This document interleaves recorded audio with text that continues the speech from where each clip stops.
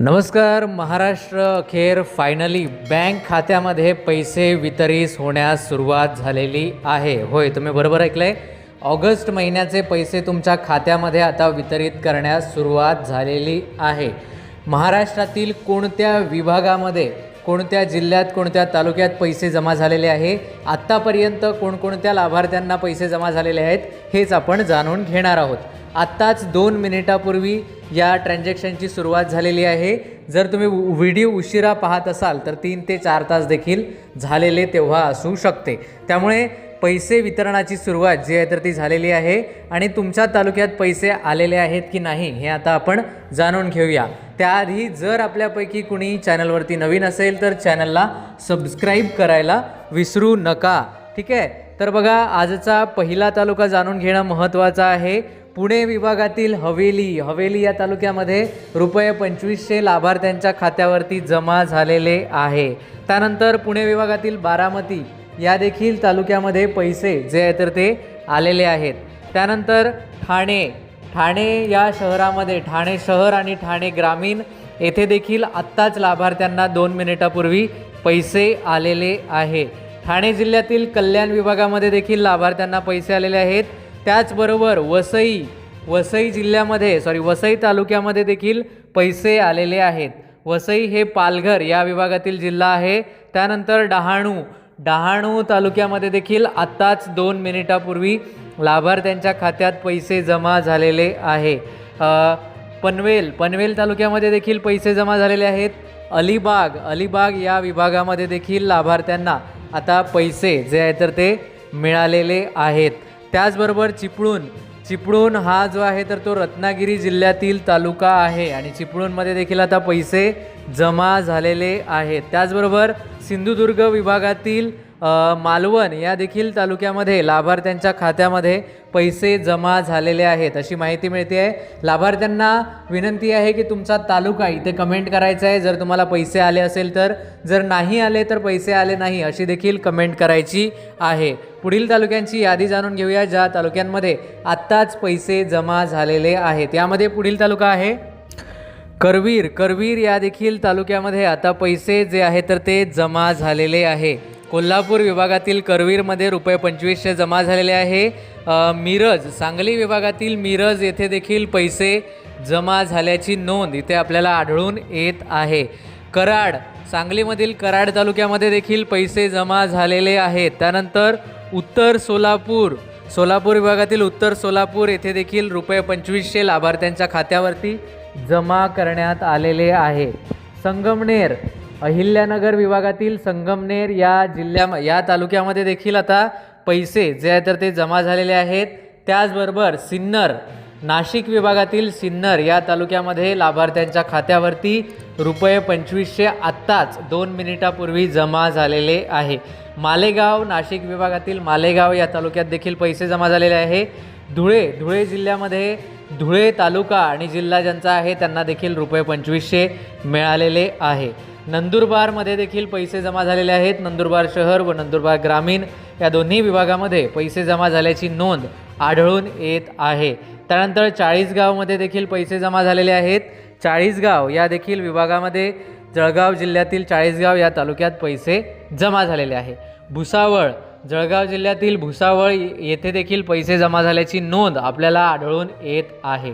त्यानंतर छत्रपती संभाजीनगर शहर व छत्रपती संभाजीनगर ग्रामीण या दोन्ही तालुक्यांमध्ये म्हणजे ज्यांचा संभाजीनगर जिल्हा आणि तालुका आहे अशा सर्व लाभार्थ्यांना पैसे मिळालेले आहेत. ₹2500 त्यांच्या खात्यात 2 मिनिटापूर्वी वर्गीकरण करण्यात आलेले आहे.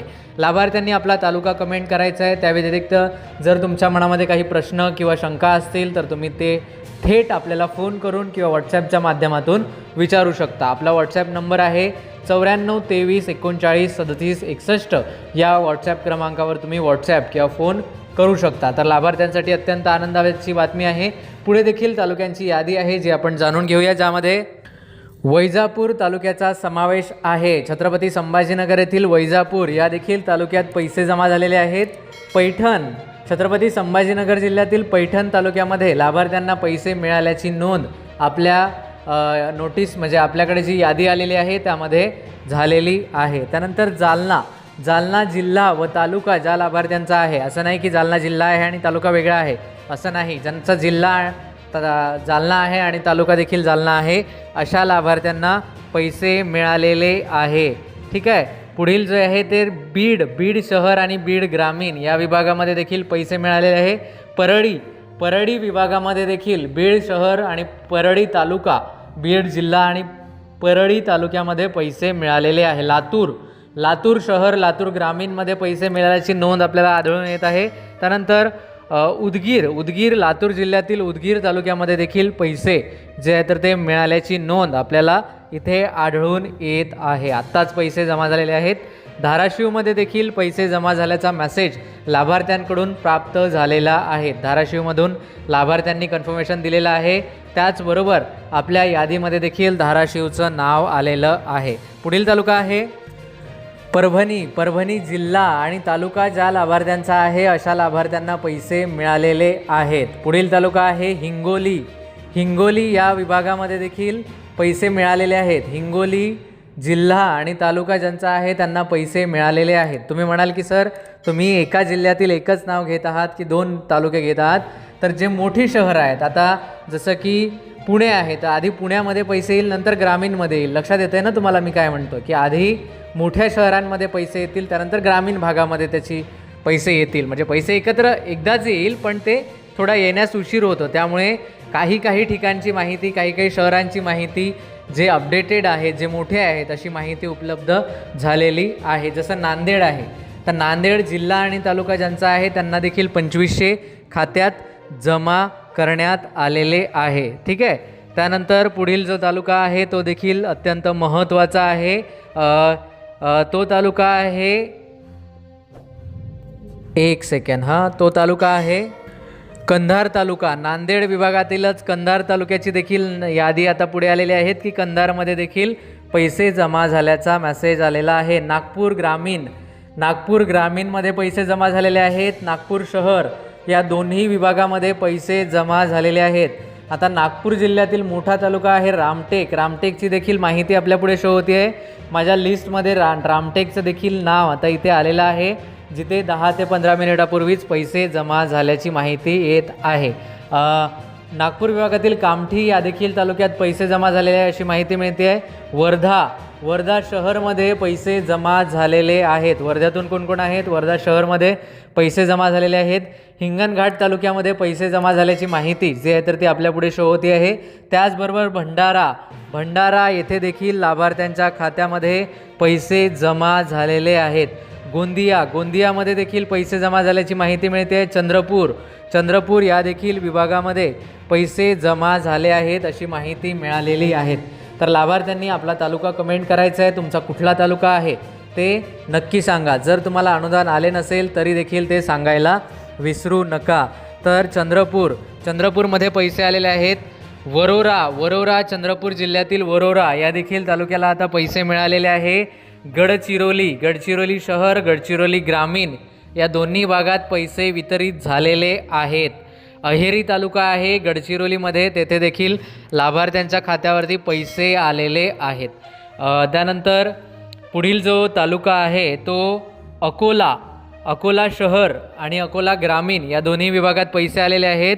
अमरावतीमध्ये देखील पैसे आल्याची नोंद जे आहे तर ती आपल्यापुढे शो होत आहे. अचलपूरमध्ये देखील पैसे आलेले आहेत अशी माहिती अचलपूरच्या लाभार्थ्यांकडून प्राप्त झालेली आहे. यवतमाळ शहर आणि यवतमाळ ग्रामीण येथे देखील पैसे आल्याची नोंद आपल्या यादीमध्ये झालेली आहे. बुलढाण्यामध्ये देखील पैसे आल्याची माहिती आपल्याकडे प्राप्त झालेली आहे. अशी एक करून तालुक्यांची यादी पुढे अपडेट होत आहेत. उद्याच्या किंवा पुढील व्हिडिओमध्ये आपण पुढील तालुक्यांची माहिती पाहणार आहोत. परंतु जर तुम्हाला अद्यापही पैसे आले नसेल तर तुमच्या तालुक्याचं नाव नक्की कमेंट करा, जेणेकरून पुढील व्हिडिओमध्ये त्या तालुक्याची माहिती आम्ही उपलब्ध करून तुमच्यापर्यंत पोहोचवू. जर या व्यतिरिक्त काही प्रश्न किंवा शंका असल्यास 94 23 39 37 61 या नंबरवर देखील तुम्ही संपर्क साधू शकता. ठीक आहे. तर लवकरात लवकर या नंबरवर संपर्क साधा, तुमचे प्रश्न विचारा, काही अडचणी असतील तर ते देखील तुम्ही विचारू शकणार आहात. ठीक आहे, चला तर भेटूया पुन्हा एकदा नवीन माहितीसह नवीन व्हिडिओमध्ये. तोपर्यंत नमस्कार, धन्यवाद.